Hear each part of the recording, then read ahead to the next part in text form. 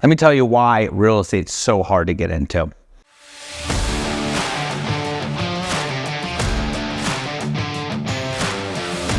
Hey, Jordan here, and real estate is a very difficult career to get into, specifically because people aren't here. Oh, are you wanting to get going on that now? Or, okay, you want to wait a couple months? All right, great. So I put a follow-up, I call them in maybe March. Hey, I'm just checking back in. And I might do this over and over again. And at some point, I'm going to follow up with them and they're going to be ready.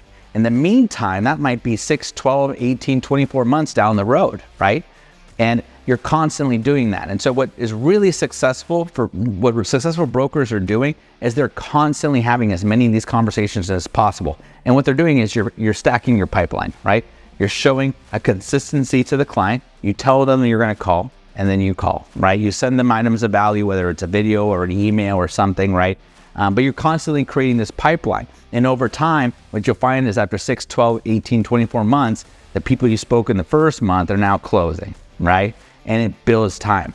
What most brokers realize is they'll kind of go through that cash flow roller coaster, right? Well, they'll get a bunch of deals done. They won't prospect because they got to close the deals, and then they don't have any transactions, right? And so they got to go back to basics and having that ebb and flow. And so it's important that you're constantly make sure you're prospecting, right? And you're constantly working on your database, right? Whether that's online leads, whether that's expires and cancels, whether that's the people at your tennis club or church or whatever, that you're constantly staying in front of them and having those conversations so that you create that consistency over a long period of time. And the people that spend the most time and energy doing that prospecting and lead follow-up and asking people their plans and following up and staying in touch, those are the ones that have and build successful careers, right?